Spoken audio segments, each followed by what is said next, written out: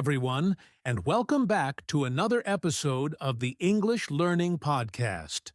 I'm your host, Mark, and as always, I'm joined by the amazing Jessica.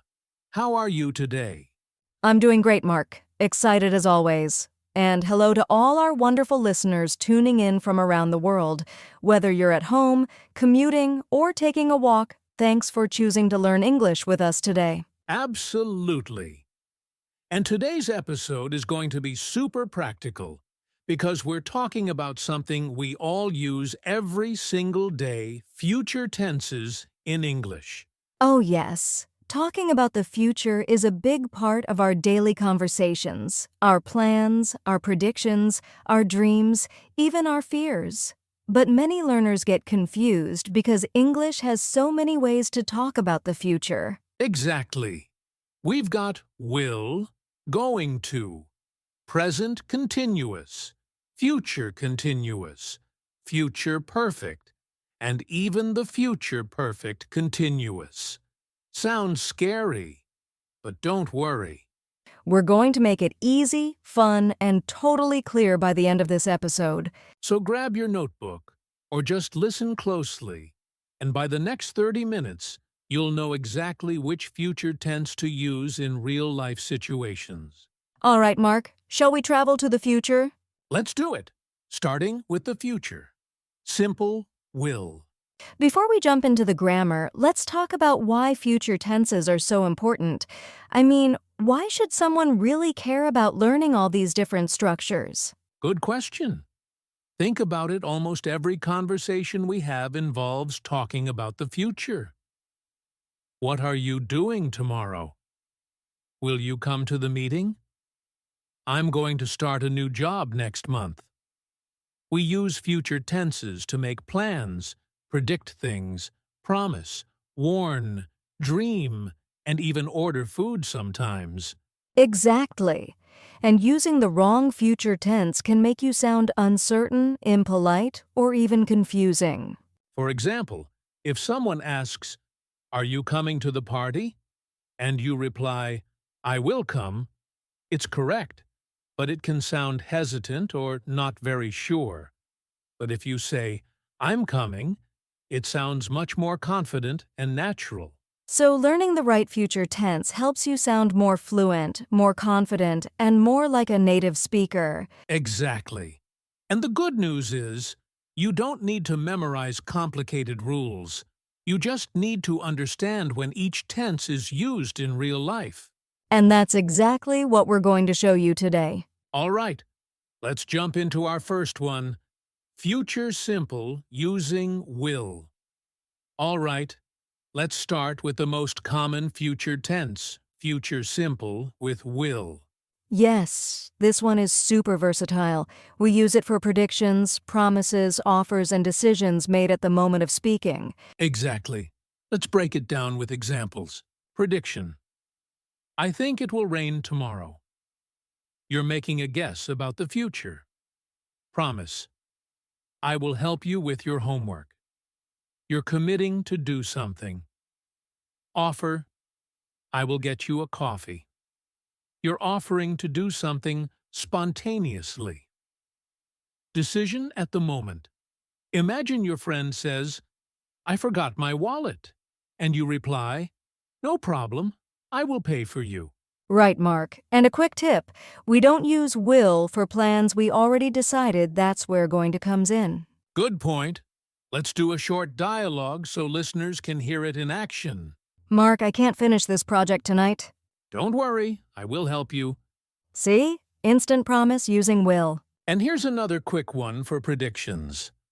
I'm sure she will love this gift. Perfect.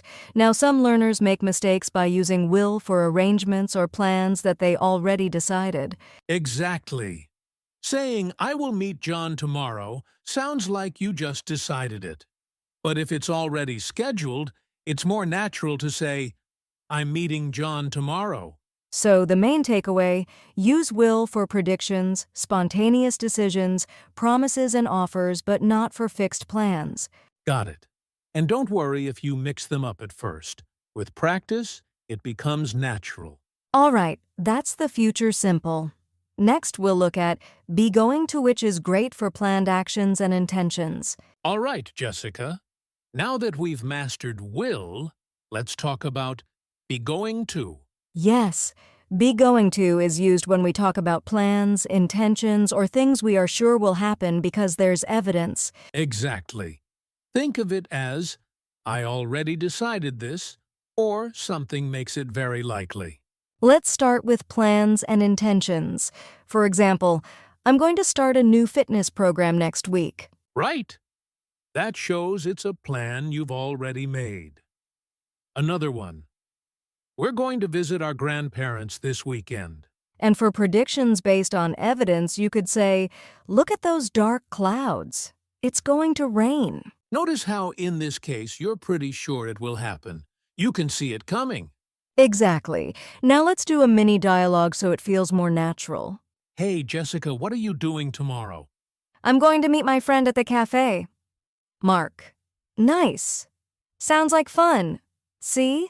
Unlike will, this shows a decision made before speaking, not a spontaneous choice. And a quick comparison with will. Spontaneous decision. I'm tired. I think I will take a nap, planned action. I'm going to take a nap at 3 p.m. Exactly. That little difference can make your English sound so much more natural. So remember, use be going to for plans, intentions, and predictions based on evidence, and use will for spontaneous decisions and promises. Perfect. And next up, we'll talk about present continuous for future arrangements, which is another way to talk about planned events. All right, Jessica.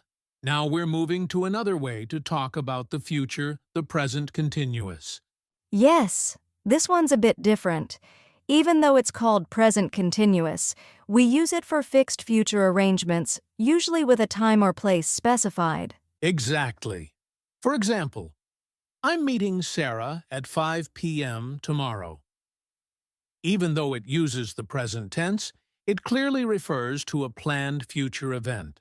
Another example, we're having a team meeting next Monday. Here it's a scheduled arrangement, not a spontaneous decision. Right. And here's a short dialogue to make it natural. Mark, are you free this Saturday? No, I'm going to the dentist at 10 a.m., but I'm free in the afternoon. Notice how it's a planned appointment, so we use present continuous instead of will or going to. Exactly. And here's a quick tip for learners. You usually add a time expression to make it clear you mean the future. Like tomorrow, next week, at 7 p.m. Right. Without a time, it could be confusing. For example, I'm meeting John, is that now or in the future? Adding tomorrow clears it up. I'm meeting John tomorrow. So, to sum up, use present continuous for future arrangements and plans that are fixed or scheduled, usually with a time or place. Perfect. And next we'll explore future continuous, which is great for talking about actions in progress in the future. All right, Jessica. Now we're moving to future continuous. That's will be plus ing. Yes. This tense is super useful when we want to talk about actions that will be in progress at a specific time in the future. For example, at 8 p.m. tonight, I will be watching my favorite show. It's like you're picturing yourself in the middle of the action at that time. Another example, tomorrow afternoon we will be having lunch with our friends. Exactly. And one of the cool things about future continuous is that it can also sound polite when talking about the future, especially when asking about someone's plans. Will you be using the car tomorrow? Sounds nicer than, are you using the car? Sometimes. Let's do a short dialogue. Jessica, can we meet tomorrow at 3 p.m.? I'm afraid I can't. I will be attending a meeting at that time. See? It clearly shows that the action will be in progress. It's not just a simple fact about the future. It's happening over a period of time. Right. And a quick, common mistake. Some learners try to say, I will watch at 8 p.m. instead of I will be watching at 8 p.m. The first one is fine for a simple future, but it doesn't show that the action will be in progress. Exactly. Use future continuous when you want to highlight the ongoing nature of a future activity. Perfect. And next, we'll go even further into the future with future perfect, which is all about things that will be completed before a certain time. All right, Jessica, before we move on, let's do a quick recap. Sometimes learners mix up all these future tenses, so let's make it simple. Perfect. Let's go through them one by one with short examples. Future simple. Will, use it for predictions, promises, offers, and spontaneous decisions. Example: I will call you later. Be going to use it for plans, intentions, or predictions based on evidence. Example, I'm going to start a new course next week. Present continuous for future. Use it for arrangements or fixed plans, usually with a time or place. Example: I'm meeting Sarah tomorrow at 3 p.m. Future continuous. Use it for actions in progress at a specific future time. Example, this time tomorrow I will be traveling to Paris. Future perfect. Use it for actions that will be completed before a certain time. Example: by next week, I will have finished the project. Future perfect continuous. Use it for actions that will have been in progress for a certain period of time.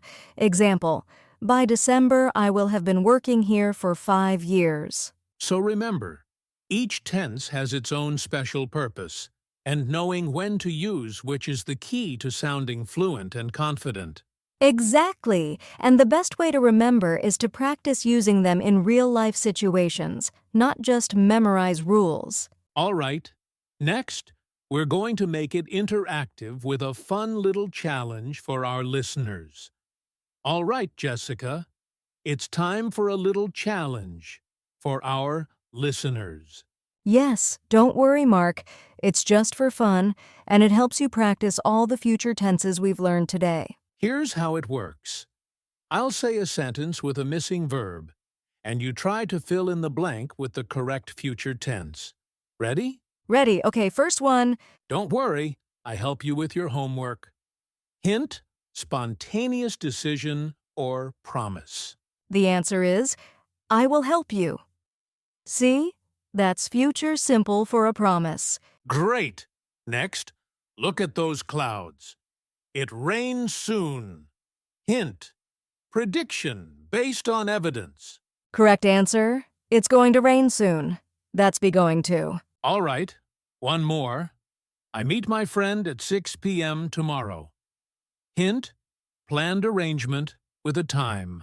That's present continuous for future. I'm meeting my friend at 6 p.m. tomorrow. Excellent.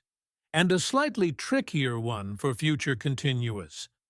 At this time next week, I travel to London. Answer, I will be traveling to London at this time next week. Perfect. Quick tip, listeners. Pause the podcast and try making your own sentences with each tense. It's a great way to practice. Yes, even saying them out loud helps your brain remember the tense naturally. All right, Jessica. After practicing, we should give listeners a homework suggestion to take it one step further. All right, listeners, now it's time for some homework. Don't worry, it's not too hard and it's actually fun. Yes. Here's what we want you to do. Write 5 sentences using different future tenses we've covered today. For example, one sentence with will 1 with be going to 1 with present. Continuous for future 1 with future continuous 1 with future perfect or future perfect continuous. Optional challenge. Try to write a short paragraph or story about your plans or dreams for the next year using at least 3 different future tenses. Speak it out loud. Writing is great, but speaking helps you remember and use the tenses naturally. Record yourself if you can. It's a fantastic way to improve. And remember, it's okay to make mistakes. The more you practice, the more confident and fluent you'll become. Exactly. So grab your notebook, your phone, or just speak aloud and make the future yours. And that's a wrap for today's episode on future tenses. We hope you enjoyed it and that you feel more confident using will, be going to, present continuous, future continuous, and the perfect tenses in your daily English. If you liked this episode, don't forget to subscribe, leave a review, and share it with your friends who are learning English. And remember, practice makes perfect. Try the homework we suggested and come back ready for more tips in our next episode. Thanks for listening to the English Learning Podcast. Until next time, Keep speaking, keep learning, and keep dreaming about your English future. bye everyone!